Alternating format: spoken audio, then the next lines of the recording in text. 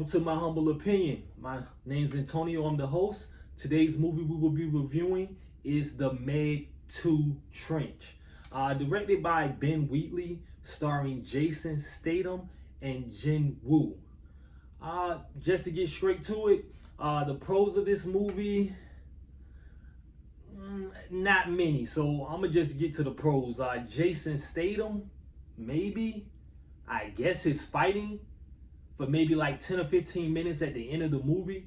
I mean, I'm gonna be honest with you. If you've seen The Meg 1 and you're thinking about going to see The Meg 2, I would just pass on this movie.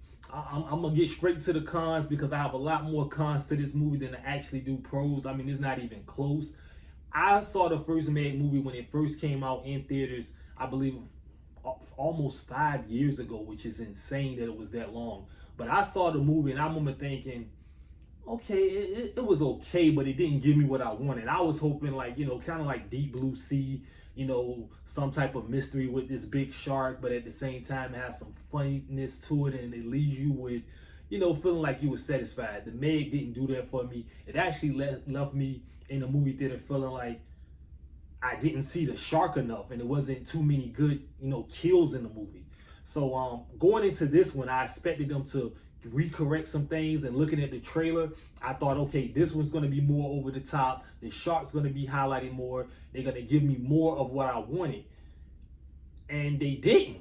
They didn't deliver at all. Just to get into the cons, there was no energy in scenes where there was supposed to be exciting and action going on. I mean, those scenes were very dry. I'm not sure, the cinematographer was for this film, but the director did not do a good job in pulling out energy in those scenes. Very, very dry scenes in this movie where you're supposed to be, losing your shit, and instead you just try not to fall asleep. These are some of the characters in the movie are supposed to be some of the smartest at what they do, but you're steady watching the movie and asking yourself, okay, if these are extremely smart people, which in the first movie these same characters made you think they were smart and did a good job at it, being smart at, underwater activities, submarining, going deep into the ocean. And in this movie, it's like everybody's played up for jokes. Everything's a punchline.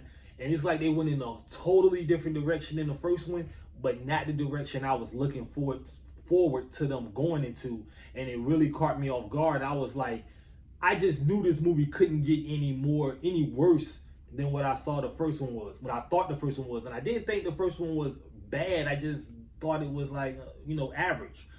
This one just didn't give me anything of what I wanted. It was a bit of a snooze fest. I mean, the first hour of the movie, not to give any spoilers away, because I'm not going to do any spoilers for this movie. The first hour of the movie is literally really nothing about the shark. It's about the bad guys, which, why are they even bad guys in this movie? That's not the shark, but it's like a whole nother, like this, it's like an agency within their agency that's turned on them. And for the first hour of the movie, you got this like espionage 007 agent, like almost like Tom Cruise Mission Impossible situation going on, where they're at the bottom of the ocean trying to get from one point to the other. Terrible editing, couldn't really tell what was going on. I'm just looking at the screen like, what are we doing here? Like, really surprisingly, really surprised me how bad this movie was. The CGI was ass. We not even gonna get into it. The shark looked worse in this movie than it did the last movie. I looked up the budgets. The budgets was basically the same. But the sharks look worse in this movie than they did the first. The first movie, they looked great. At least the sharks looked great. This movie, the sharks looked horrible to me.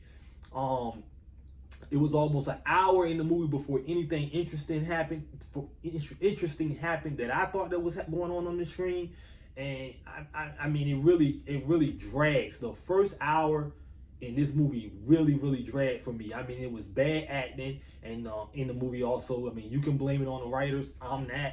I mean, there's one guy in the movie. I don't want to, like I said, I don't want to get to any spoilers. I'll just let you, if you decide to watch it, I'll let you watch it, and you can kind of, pick that character out. But it's one character who, in the first movie, is so serious, and in this movie, he's played up for laughs, and he's almost like this adrenaline junkie. Like, he puts himself constantly in stupid situations just so he can kind of prove a point, like, hey, I can do this.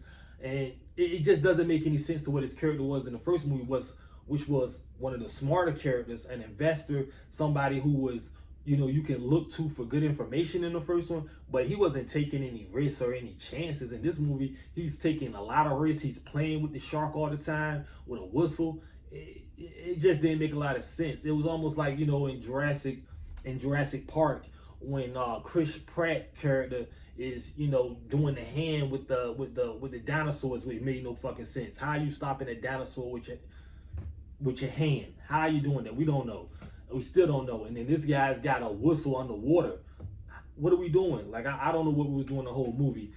Getting into the box office, because that's why this movie got a second one, because it was a surprise hit 5 years ago. Looking at the box office, the Meg 2 in the Trench is reportedly going to end with 30 million for his domestic run for his first weekend, but it's going to do 112 million internationally, which is exactly what this movie was aiming for. This movie was really aiming, and I could tell how it was made, especially this one, the second one that we're watching, was made for the international audience. I mean, it was really made for the Chinese, Japan audience, because you can just tell by the silliness of the movie how it was going. I was like, this was not made for an American audience, and you can tell that. And based off the numbers, they did a good job there, because the movie's going to do 142 million worldwide on its opening weekend. The budget is reportedly around 140 to 170 million, so I'm going to lean towards saying it's over in the middle. Let's say like around 155 million dollars. In comparison to the first Meg ended at 145 plus million domestically, 384, almost 385 million internationally, and it finished with a total of 530 million worldwide on a budget of around 129 million. So let's just round it up to 130. With that being said, I don't want to see no more Meg movies.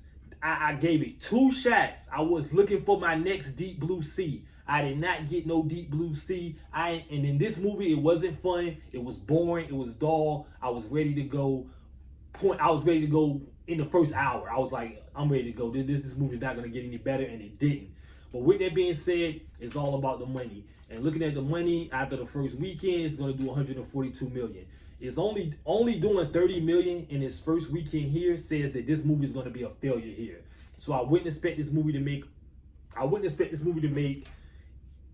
even 100 million domestically, meaning North America and Canada. So I don't expect this movie to do 100 million here. So it's really going to have to be carried by its international audience. The first movie did 384 million. With this movie doing 112 million, I could see it pushing towards 225. But even if it did 225 internationally and didn't do 100 here, this movie wouldn't make over 400 million. It'd make under 400 million. The first movie made 530 million. So if this movie only does around what I'm going to give it, which is 400 million, it would be considered a failure. And I don't expect you to see a Meg 3 unless it's straight to DVD. And if it's straight to DVD, more than likely you won't have Jason Statham in it. With that being said, that was my review of the Meg 2 The Trench. Like, comment, subscribe. Please subscribe in the comment section. Tell me what you thought about the movie. Was I way off? Did you enjoy the movie? Did it not put you to fucking sleep like it did me? You let me know. It was putting me to sleep. Again, my name is Antonio. I'm the host. This is Antonio's In My Humble Opinion. Subscribe. Thank you.